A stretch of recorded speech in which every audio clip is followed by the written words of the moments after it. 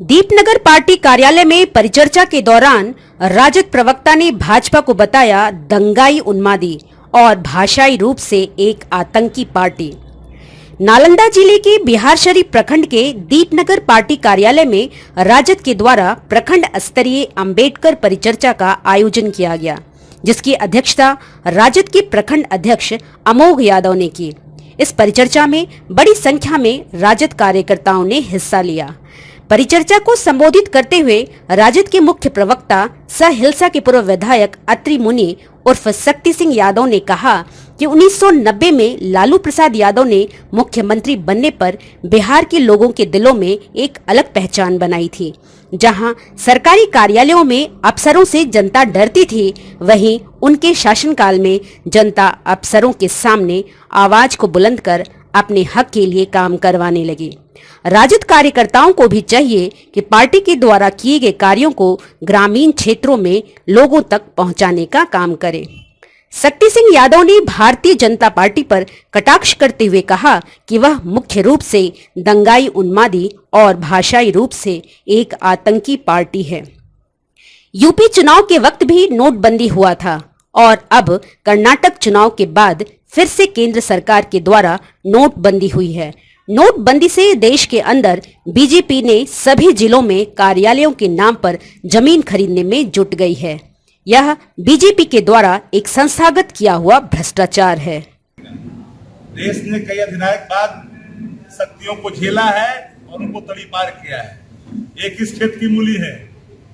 देश के लोकतंत्र की जड़ें इतनी मजबूत है ना, भारतीय जनता पार्टी इतनी दूर जाएगी फिर वापस आने में दिखाई तक नहीं पड़ेगी। भाजपा और हिंदू भाई जैसे भाजपा कहां से आई? भाजपा है दंगाई भाई, इसमें कहा भाजपा है? इसलिए हिंदू नहीं चलेगा।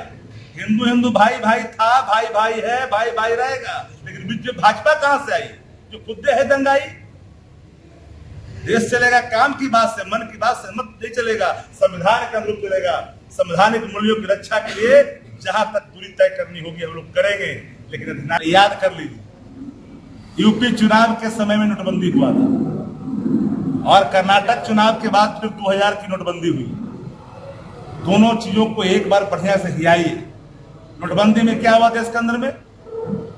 भारतीय जनता पार्टी ने पूरे बिहार देश के अंदर में जिलों के लिए कार्यालय की जमीन खरीद ली। संस्थागत भ्रष्टाचार है। अडानी पैदा हो गए। मेहुल चौकसी, नीरव मोदी, विजय माल्या जैसे लोग और ऐसे लोग जो मुख्यमंत्री कार्यालय में प्रतिदिन आते और जाते हैं गुजरात में, और प्रतिबंधित इलाका जो जम्मू कश्मीर है वहां जाकर के आईएएस का क्लास लेता है। वहां का एक ठग जाकर के क्लास लेता है और आईएएस उसके पीछे दौड़ते हैं। इसलिए वो भारतीय जनता पार्टी का है। पुलवामा पर नहीं बोलते। संवैधानिक संस्थाओं का ही नहीं, सेना का भी राजनीतिकरण करना चाहते हैं देश के अंदर में। सतपाल मलिक तो उन्हीं के गवर्नर थे। आरोप लगाया कि दुर्गम रास्तों से मूवमेंट ऑर्डर कैसे दी, जबकि हमने पहले ही, सेना के लोगों ने पहले ही विमान की मांग की थी, लेकिन नहीं दिया गया। आज तक इस दुर्गम रास्ते से कभी भी मूवमेंट नहीं हुआ हमारे सेना के जवानों का, लेकिन वहां मूवमेंट करा दिया कि 40 विधवाएं सवाल पूछ रही है। सतपाल मलिक जी के सवाल उनके ही सवाल है। देश के प्रधानमंत्री से लेकर आम कार्यकर्ता भारतीय जनता पार्टी का कोई बोला क्या? सत्य का दर्शन कभी नहीं करता, क्योंकि वो Bharatiya Janata party दंगाई party, उन्मादी party, भाषाई रूप से आतंकी पार्टी। सत्यपाल मलिक ने बोला तो उनके पीछे भी सीबीआई और ईडी लगा देगा।